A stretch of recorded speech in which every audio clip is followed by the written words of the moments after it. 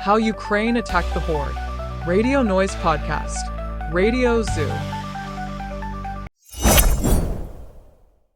Ukraine wouldn't have started this war if you were its president.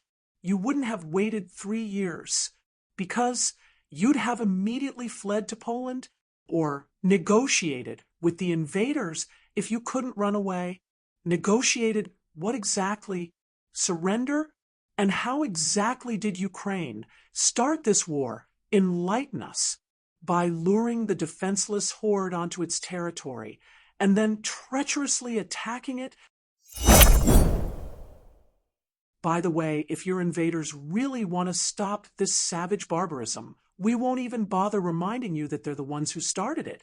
And if they're so deeply concerned about the deaths of their own terrorists whom both you and they for some reason call soldiers, as well as those dimwits who, for some mysterious reason, according to you, came to fight, all the way from North Korea to Ukrainian soil, probably for the noble ideals of their dictatorship, which were apparently being disrespected over here. Well, we're not against it.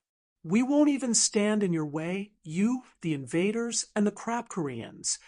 Go ahead and stop your own barbarism. It's not us who need to do anything here if you, and they both want to, because, for example, if we wanted to surrender, we'd just do it ourselves without your help, without your commands. We'd just give up. Get it? Now, about negotiations, just so you understand, because frankly, we're tired of repeating this to your entire traveling circus when it comes to an invasion and an aggressive war. There's a different set of rules in place, not the kind used for commercial or private disputes. There are no contracts to terminate rights and obligations, no peace agreements like in business conflicts.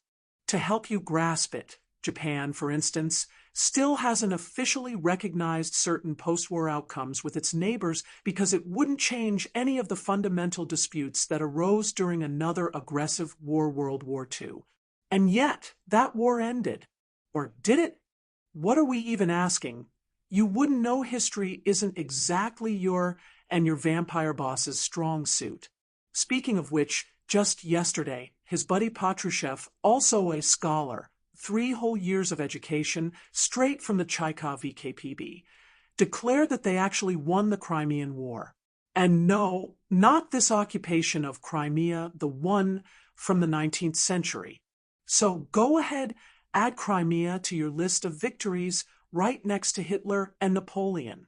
He fantasized about defeating the Anglo-Saxons and the French. Now back to reality. International law has specific provisions for things like prisoner exchanges, ceasefires, etc. And for that, no agreements need to be signed, no Trumps, no decrees, no crap Koreans, and no other self-proclaimed peacemakers are needed.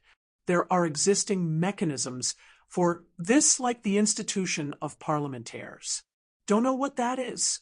They're the guys who walk around with white flags, but not to surrender, just to negotiate military actions. Educate yourself, you fool. Wait, don't run off just yet. We just remembered another way to end this barbarism. Give us back our nuclear weapons, the ones your country scammed out of us, and handed over to the swamplands. Because, honestly, we don't know what would have happened if you were president, but we do know that if we still had our nukes, this war never would have happened. Trust us. Or maybe you and your invaders were preparing for this very war back when you were blackmailing us and stealing our weapons without any compensation, just like you're doing now with rare earth minerals. Oh, and one last thing while preparing this for broadcast, we came up with a question for the invaders. How exactly do they want to stop the barbarism? Is it like with alcoholism, when you wake up in the morning covered in your own puke and piss after spending the night drinking medical disinfectant, washing it down with cologne, and sniffing glue?